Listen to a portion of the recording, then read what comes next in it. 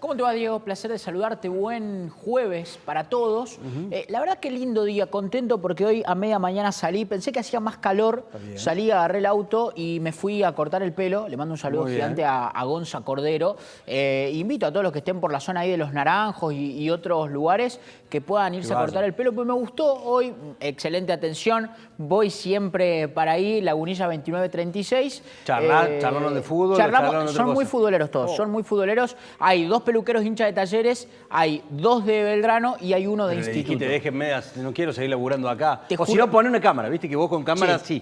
Yo hablo, pero poneme una cámara. Bueno, muchas discusiones que tengo con amigos es esto. Cuando llegamos a los asados, y hasta con mi papá me pasa, o en familia, tengo familia que en Córdoba o afuera, que no quería o no quiero hablar de fútbol fuera de mi trabajo. Vos anotá, no quiero. Anotá, porque lo que se va a venir después de esta era del streaming va a ser eso. Que en todos lados se va a prender una cámara y vas a hablar de fútbol y vas a mostrar. A mí me encanta un programa de Joaquín Valenzuela en todos sus lugares y ámbitos hablando de fútbol. Saliendo, me encantaría. Bueno, vale, peluquería, a ver lo que opinan charlando. Y vamos ojo que lo ha empezado a hacer la música, con esto de peluquería y cantar, ponerle qué locura, hay mucho de esto. Pero a mí me pasa, y a vos también te debe pasar, y a los que trabajamos de esto, que vos llegás a un asado y le decís, no me pregunten de fútbol, no quiero opinar de fútbol. Pero yo insisto, esto de prepararte en tu casa con el microfonito, me lo vas a empezar a dejar de hacer en un tiempo. ¿Por qué? Porque lo que pasa en la calle, claro, lo que pasa en la calle, lo que son las charlas son las más lindas de todo el fútbol. Les pasa a ustedes seguramente. 3518-036661, ahí se comunican con nosotros. Es un jueves más tranqui, ya nos vamos a meter con lo que dejó Sao Paulo frente a Libertad, ya nos vamos a meter con las pocas chances de Talleres de clasificar, obviamente de este instituto que se juega una finalísima el domingo, de lo que va a suceder con Talleres, pero recién el próximo martes. Pero claro, esta semana fue tan rápida que por ahí vas perdiendo cosas de que van sucediendo. Ya lo vamos a escuchar porque hace 48 horas habló Carlos Javier McAllister, papá, exjugador de Colorado McAllister, papá de Alexis McAllister y papá de Francis, del exjugador de Talleres y de Instituto, y otro hijo más, obviamente, jugando el fútbol. Pero a mí me dejó la sensación en esto que salió a decir, a denunciar en televisión, hay denuncias en televisión y otras denuncias, esto que salió a decir de que Fassi no había cumplido con su palabra. ¿Sabes qué? Lo escuchamos un ratito, no lo vamos por completo, vamos a poner la primera parte para meternos con este tema. Es puntual, pero quiero hacerlo mucho más amplio que lo que va a decir Carlos Javier McAllister. Escucha. A veces uno cree que la gente es de una manera. A mí me pasó hace poco con Fassi, con el de Talleres, ¿viste? Yo pensé que era una persona íntegra. Y hace poco, hace como 2 años, nosotros le mandamos un jugador, firmamos un convenio, el jugador fue transferido a un equipo italiano, y cuando fuimos con el convenio, dice que desconoce la firma. Vos imaginate si yo, con 40 y pico de años... Bueno, esa partecita, ¿no? Porque no quiero meterme en todo lo que dijo, ya algunos lo han escuchado. Esto de desconoce la firma de un jugador hace 2 años, se refiere en realidad a Thiago Tomás Palacios, no fue hace 2 años, fue en el 2019, que hubo unas pruebas en el Deportivo McAllister en La Pampa, en donde desde ahí llega a Talleres. Hace 5 años. Claro, después de jugar en divisiones inferiores de Talleres, después de debutar en Talleres en Primera División, Talleres lo presta a Independiente Rivadavia de Mendoza. De Independiente Rivadavia de Mendoza tiene un muy buen campeonato y lo viene a buscar Inter de Milán. En todo ese movimiento, no me quiero meter en lo puntual, pero ayer me saqué una duda muy grande, Joa, porque para saber cómo fue la venta, lo primero que tengo que hacer yo es saber desde la Liga Cordobesa cómo quedó asentado esa situación. ¿Se acuerdan que hubo mucha pelea alguna vez entre Talleres y la Liga Cordobesa por el originario? De hecho, McAllister habla de eso. Dice, Talleres ya ha tenido problemas con pagos. ¿Qué dice? Cuando pregunté en la Liga Cordobesa, le digo, ¿cómo está asentado el movimiento y la venta de Thiago Tomás Palacios? A préstamo con opción de compra a Independiente Rivadavia de Mendoza, en donde después Independiente Rivadavia de Mendoza hace uso de la opción. Al comprar Independiente Rivadavia de Mendoza, el que tiene la disponibilidad de venderlo es Independiente Rivadavia de Mendoza. Lo que digo acá es que si Fassi y McAllister tuvieron un acuerdo cuando el pibe llegó de La Pampa a Córdoba, ese acuerdo, cuando se vende el jugador a Mendoza, ahí ya se cancela el acuerdo, después Claro. cuando se vende a Europa no hay No acuerdo tiene entre nada que ver. Talleres. Sí. Por eso McAllister dice, es con Fassi, no con Talleres, no hay ningún sonso, es con Fassi, no con Talleres, hay alguna cuestión posterior que yo no me voy a meter en esas situaciones, porque no la sé. Porque hasta acá nosotros también dijimos cuando Independiente Rivadavia de Mendoza se lo vendió, que era una venta en conjunto, que los dos habían negociado, Sí. que se habían juntado para negociar. Bueno, si a Talleres le sirvió que ese jugador vaya a préstamo, a Talleres no, a Fassi o Talleres, que ese jugador haga uso de la opción Independiente y después cobre por los años que tuvo de formación, no lo sé.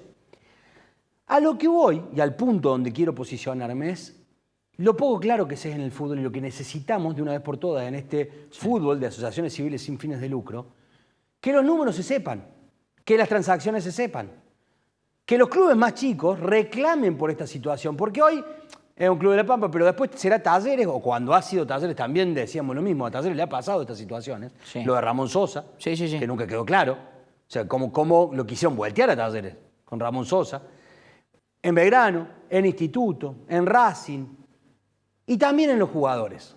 Y ahí me quiero detener yo, y a ese punto quiero ir. Lo pasamos así por el alto. A nosotros nos cuentan y nos dice Fassi que este Talleres es el plantel más caro de la historia. Sí.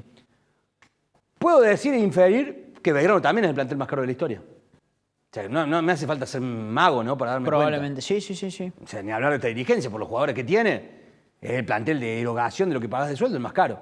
El Instituto no lo sé, no sé si hubo un plantel más caro que este alguna vez en primera, pero me parece que también. Pues no sé si el más caro, pero a ver, yo ya te digo, con lo que percibe el Chino Romero, que es un ídolo que volvió en un momento importante de Brasil, sí puedo decir que probablemente en sueldo debe ser uno de los planteles más caros en la historia del Instituto. Sí. Ahora, así como nos han contado un montón de veces en Talleres, Belgrano lo hace diferente, Instituto lo hace diferente, Talleres nos dice, yo no puedo contarles las negociaciones, y así lo dice Fassi, porque no se entienden, hay un montón de cosas de impuestos que ustedes no las saben, es tan simple como poner cuánto se van impuestos. Así como Belgrano sí lo publica, Instituto sí lo publica, ¿por qué no el sueldo de los jugadores? ¿Por qué no el sueldo de los jugadores de una vez por Justo todas? lo hablaban hoy los chicos en Bienvenidos al Fútbol, en Radio No lo Suceso. escuché. Le mando un saludo a Pablo y a Lucho. Y estaban hablando de este debate, esta discusión de se tiene que normalizar empezar a conocer el sueldo. Si se conoce el sueldo de los políticos, se conoce el sueldo de muchos jugadores. Hace un par de días. Hace un par de días. Bueno, ¿cuál es el problema de conocer el sueldo? Yo entiendo de todas maneras que son números para Argentina, para el momento que vive el país, para un laburante que no llega al $1.000.000 estratosféricos. Sí, pero lo mismo que pasa con un político. Bueno, y si realmente sí. creemos que son números que no se tienen que pagar, y los socios empiezan a decir, che, para pagar a estos jugadores, no, vamos con algo más simple, vamos con jugadores propios, Sí, vamos sí, con jugadores de la cantera. O sea, para gastar esto, porque estamos en un momento en Argentina en donde estamos hablando mucho de esta situación, de los recortes, de la motosierra. Bueno, mira, sabes que en Instituto se ha empezado a hacer, y hablo de redes sociales nomás puntual, se ha empezado a hacer muy viral varias fotos de 4 o 5 jugadores que en este último tiempo pasaron por una concesionaria conocida de Córdoba a comprarse autos.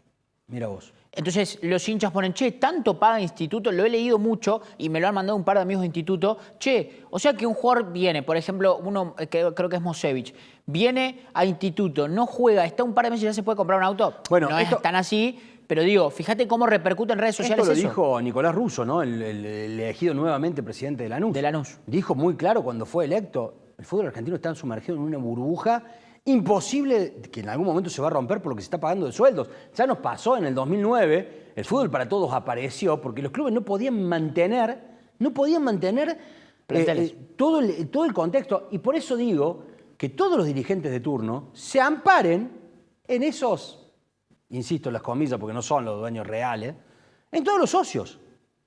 ¿Cómo es amparar en todos los socios? Que tomen decisiones los socios. Si vos le mostrás lo que cobra a algunos jugadores y le planteas en una asamblea, se va a venir la asamblea de Belgrano ahora, muchachos, ¿qué hacemos? ¿Seguimos contratando a este tipo de jugadores o no la jugamos? Sí, o no la jugamos. pero ahí la crítica va a ser mucho más tajante. Si hoy nosotros nos ponemos a puntualizar y los clubes se escandalizan con la crítica del hincha genuino, el que va a la cancha, el que no se mete con temas personales, el hincha que critica y que habla de fútbol, el que le dice corre un poco más, el que le dice, che, demos 3 pases seguidos, estando o no de acuerdo. Si los clubes se escandalizan y hay parte de la prensa que se escandaliza por esa crítica, ¿vos te imaginás, Diego, si se conoce, no voy a poner ningún nombre de ningún jugador actual, pero si se conoce lo que cobra X jugador que Claro, no juega. Por eso, pero cuando se normalice toda esta situación, se va a dejar de contratar a esos jugadores porque claramente va a quedar expuesto. Cuando se normalice la situación de cómo son los convenios de juveniles, acá nosotros se lo preguntamos a Daniel Fernández, el tema de las pelotas en la Liga Cordobesa de Fútbol, y él dice, no está reglamentado, pero bueno, hay algunas cuestiones. Yo sé que hoy todos los convenios de los jugadores, la mayoría, se firman. Sí. Se firman, o sea, che, tengo este pibe de 12 años, va a ir a jugar a instituto, bueno, firmamos el convenio para futuro, por más que FIFA te paga, después por formación, lo firmamos para futuro, porque Talleres queda metido en una situación de una palabra de Carlos Javier McAllister. O sea, que hay que ver, dice que, o sea, Talleres le contó a la bola interior que ya fue a AFA, McAllister está sentado en AFA y ellos ya tienen conocimiento y en realidad esto como corresponde a Talleres, que debe tener que ver con lo que acabo de contar yo, ¿no? Que, sí. Que fue un préstamo con opción de compra y la opción de compra la hizo Independiente, que se arregle McAllister en Mendoza. Claro. Pero si vos sos claro con esos movimientos ante una asociación civil sin fin de lucro, porque también te cuento algo, si fueran sociedades anónimas, o por qué, al revés, ¿por qué las sociedades anónimas, en la MLS, en algunos otros países, muestran todo esto? Porque no podés engañar al fisco. O sea, muestran todos los números porque no podés engañar al fisco. O sea, acá yo veo una situación muy extraña de lo que nos está pasando en nuestro fútbol, porque al no publicar cuánto es el salario, tampoco va a ser en blanco todo. Pero vamos a ser sinceros, si pasa eso, si los clubes empiezan a publicar cuánto cobran los jugadores, primero que, lógicamente, el poder de exigencia del socio va a estar mucho más fuerte y con una lupa. Pero sacando el poder de exigencia, sacando la crítica de cancha y lo que uno le puede reclamar como hincha a los jugadores, ¿sabes cuál es el problema? Se empiezan a acabar muchos negocios que hay detrás de esto. Bueno. El representante que cierra un contrato, comisiona. Venimos de días en donde el presidente de uno de los clubes más grandes del fútbol argentino se lo ve en un video que no sé si fue donación, si fue por fichar o no, pero se lo ve en un video recibiendo $20.000, donde el presidente de uno de los clubes más grandes del fútbol argentino no puede explicar de dónde sacó $20.000. Eso está claro, y por eso muchas veces se lo apunta a Claudio Tapia, a Tobillino, a quienes estén hoy en AFA. Yo digo a los que estén hoy, porque también se lo apuntaba al que estaba ayer, que era Grondona, en algunas cuestiones que está todo el sistema del fútbol enquistado en esto. Y Talleres también forma parte, porque Talleres es una parte muy importante de todo esto, porque es el que te termina escondiendo, uno de los que más te esconde las transferencias. Sí, no tenés números claros. Es el que más te esconde las transferencias. Mirá que nosotros podemos dudar en algunas cuestiones, pero hay muchos clubes que te publican la transferencia. De hecho, no sé, el fin de semana Atenas de Río Cuarto te publicó, y está siendo ya cada vez más normalizado, que te publican cuánto pierden por abrir el estadio. Sí. Se está normalizando en nuestro ascenso cuánto pierden por abrir el estadio. Veo muchas publicaciones de clubes que... Talleres al esconder las transferencias y solamente de decirnos que en el balance está publicado, no nos tomen de pavo, el balance está publicado, no nos tomen de pavo, porque en el balance hay muchas cosas que no se dicen, los balances contables van separados de un año hacia el otro, hay muchas cosas. Lo peor de todo este movimiento, ¿sabes qué es? Futbolistas agremiados. No, ¿existe todavía? Existe. Sergio Marchi es el... ¿Sabes cuándo existe mucho en futbolistas agremiados? ¿Cuándo Sí. existe mucho? Cuando se vende un jugador. Por ley de la Federación Internacional Claro, va de Fútbol Asociados, un porcentaje para futbolista argentino. el 15% se dice, pero en realidad en la práctica, como hay un 4,5% de impuestos, el 10,5% de una transferencia es del jugador. Sí. Lozada, por ejemplo, en Belgrano dijeron, no, Lozada decidió donarlo al 10,5%. Después Lozada hizo una publicación que él decidió donarlo. En Talleres está pasando todas las transferencias. Pasó con Sosa, creo que con Villagra. El único que se quejó en la mesa del fútbol fue Guido Herrera, cuando fue vendido a Turquía.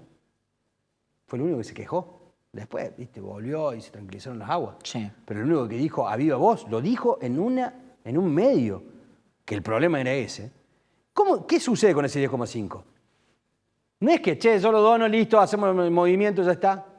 Sí o sí en futbolistas agremiados, Sí. tiene que quedar asentado que el 10,5% se lo lleva el jugador. Entonces vos vas con los cheques a futbolistas agremiados a decir, este es el jugador que se vendió, acá están los 10,5 de Joaquín Valenzuela, y ese 10,5 nunca apareció para Joaquín Valenzuela que soy el jugador, sino que me lo quedo yo como institución. O sea, si ponemos una cámara, prácticamente lo de Moretti. Sí. O sea, una plata que se guarda a alguien que nunca entra. ¿Y cómo queda asentado ese 10,5? ¿Como donación? ¿Siempre quedan asentados como donación? ¿Dónde están los balances realmente con toda la donación? Después, no, pueden venir y ver los balances. Yo haría una prueba, en serio lo digo, o sea, buscaría un socio, alguna vez lo podemos tratar de hacer. Un socio de acompañarlo con una cámara a ver si le dan los balances tan rápido y tan fácil. Bueno, sería bueno también saberlo, ¿no? Es que me parece que el video de Moretti, hoy que está en agenda de los medios nacionales, de los medios de todo el país y de los medios partidarios de San Lorenzo, hace que empecemos a ver esto. ¿Cuántas veces no te lo han comentado? Decir, che, vienen y te preguntan, Diego, recién hablábamos de los asados, y te preguntan, vos, la cantidad de negocio que debes conocer que hay detrás del fútbol, que nosotros, y la pasión y todo. Bueno, el tema es que queda ahí. Vos ves el video, ves a un presidente agarrando dólares y guardándose, y te empezás a dudar de todo el mundo. Empezás a dudar de este, empezás a dudar del otro, empezás a preguntarte, ¿y si esto pasa con mi presidente? ¿Y si esto pasa con algún representante? Y también existe que hay muchos jugadores que llegan con buenos sueldos, pero ese 100% no sé si va para el jugador. Hay comisiones en el medio, de el que te lo acerca, del que te lo cierra. Yo la pregunta que me hago es, ¿por qué los socios nunca hablan de esto? ¿Por qué los socios solamente cuando hablan de son dueños de los clubes, y acá tienen parecido lo que decía el lunes, que son dueños de los clubes, se enojaron un montón, no son dueños de nada, no son dueños de nada. Lo único que les interesa pareciera es que gane, que pierda el equipo. De estas cosas, muy poquito, ¿eh? Hay asociaciones, hay agrupaciones, muy chiquititas. Y acá me quiero detener.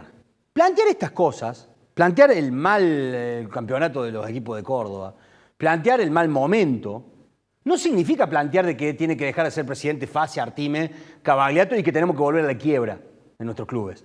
Porque también escucho mucho de campaña del miedo que nos hacen a todos, ¿no? Porque pareciera que vos hablás de estas cosas y querés volver al 2004, cuando Talleres jugó la promoción con Argentinos Junior, o planteás estas cosas y querés volver allá por el 2001, cuando Belgrano se fue a la quiebra, o querés volver al 2019, cuando Belgrano se fue al descenso, o querés volver al Instituto de la B Nacional. Viste que siempre te están diciendo, che, sí, nos fijemos de dónde venimos. Sí, lo anterior. Pero ya, o sea, al kirchnerismo le criticaron esto, me estoy cambiando de tema, en política se lo criticaron siempre. ¿Basta la campaña del miedo? Con Macri hacían la campaña del miedo. La campaña del miedo, sí. Esto es campaña del miedo lo que nos hacen a todos, ¿eh? No, con Milei ha pasado en una parte. También, y a nosotros, y a ustedes, los jóvenes, todos nos viven haciendo esta campaña del miedo. O sea, nosotros, para que vuelva a pasar lo que pasó en el fútbol de Córdoba, esto tiene que haber mucho chanchullo por detrás. Y por eso yo desde este lugar pido mucha transparencia. Porque cuando se fueron a la quiebra nuestros equipos, Talleres, estaba peleando el campeonato, estaba tercero. Claro, no cobraron los jugadores, nos enteramos que casi no quisieron jugar esa promoción con Argentinos, con Chicho Serna en la cabeza. Después de perder ese partido, Talleres se fue a la quiebra y aparecieron los Graneros, los Ahumada, que vinieron con espejitos de colores pensando que iba a suceder algo mejor y no. Los notables, Rodrigo Escribano a la cabeza, Talleres vende un jugador. Después aparece Fassi, lo vende a Pavón. Después aparece Fassi que se hace cargo y Fassi lleva una estructura y por el paso de los años dijimos, no, esto es en serio. Y me animo a decir, y lo digo constantemente, el mejor presidente de la historia del Club Atlético Talleres, y si me apurá, el mejor presidente de la historia del fútbol de Córdoba es Fassi. Pero eso no implica que tenga un cheque en blanco. No implica que una crítica por el mal armado de este plantel, que corresponde a los años anteriores, diga que quiero volver a Talleres jugando en el Federal A. Porque a mí me asusta eso que nos pongan eso entre la espada y la pared constantemente. Yo me pongo a pensar en una frase que ustedes la deben haber escuchado y vos seguramente también. El que no conoce su historia, dice la frase, está condenado a repetirla. Parte de conocer la historia es mostrar en un punto lo que pasó, pero también apuntar hacia otro lado. Si vos constantemente venís y decís, no, pero Girotti no hace un gol, no, pero el chino se la rayán, volvió y se esperaba más, por poner ejemplos puntuales, sí, o nombre de los que quieran, no, pero el chino Romero está sentado en el banco de los suplentes. Y a esa crítica alguien va a venir del costado y te va a decir, no, pero vos sabés que Instituto estuvo más de 10 años sin ascender. No, pero vos sabés que Talleres jugaba en el Federal A. No, pero me parece que reducimos todo a no se puede criticar porque anteriormente los clubes estaban mal. Claro, yo creo que vos tenés que saber que los clubes estaban mal, pero eso también tiene que apuntar a que hemos crecido en Córdoba como fútbol. El mayor ejemplo de todos, y esto lo hemos aprendido los que estamos un poquito más grandes, si se quiere, en esto de seguir el fútbol, el mayor ejemplo es Belgrano. Joaquín, nosotros nos hemos cansado de ver la etapa de Armando Pérez y a defenderla. Yo en mi caso defendí un montón de cosas porque Armando Pérez vino y cambió radicalmente al fútbol de Córdoba. Lo cambió desde un predio, que hoy se llama Armando Valentín Pérez, que ya vamos a estar ahí. Lo cambió a partir de decisiones mucho más estructurales. Hizo que Belgrano lograra salir de donde estaba y que se posicionara en primera división y que jugara competencias internacionales. A partir de Armando Pérez después se sucedieron cosas muy interesantes y muy importantes. Y acá nos planteaban muchas veces, algunos que estaban en contra de Armando Pérez, qué va a pasar cuando Pérez no esté. Y nosotros decíamos, no, bueno, pero ya hoy estructuralmente, imposible que pase nada.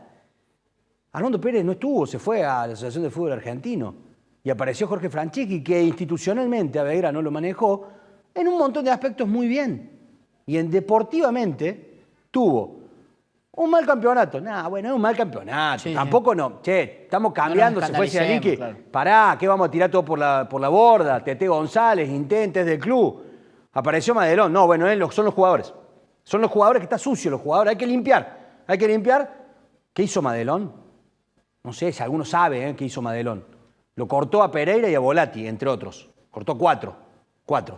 A Madelón le fue espantosamente. Viene Méndez. Sí. Ya está, ahora sí. ¿Sabés qué? Viene con la barrida. La escoba de Méndez, le decían. Méndez tuvo que ir del club. Después de Méndez apareció otro jugador. Belgrano nunca salió del pozo. Belgrano se fue al descenso. Por 3 puntos. Se fue al descenso. Un descenso que a Belgrano le costó 250 empleados en blanco. 250 empleados en blanco echados del club. Pasó de 450 a 200. Un descenso que a Belgrano le costó, ¿cuántos años? 3 años, 4 años. Le costó a la dirigencia perder las elecciones a Armando Pérez. Llegó Artime. Sí. Artime le ganó las elecciones a Armando Pérez. Sí, al oficialismo que venía. Eso no pasó hace 15 años en Córdoba. Eso pasó hace 5. 2019. Entonces, el hincha de Belgrano yo lo entiendo. El hincha de Belgrano dice, sí, este es mal campeonato, pero venimos de un mal campeonato anterior. ¿Y qué va a pasar después si no reacciona Belgrano? ¿Se entiende por qué muchas veces no hay que todo el tiempo, no, pero fíjense de dónde veníamos? Pasa que la crítica para mí tiene que ser a tiempo. Yo consigo el periodismo, por lo menos lo que hacemos nosotros, el periodismo tiene que ser crítico desde la base.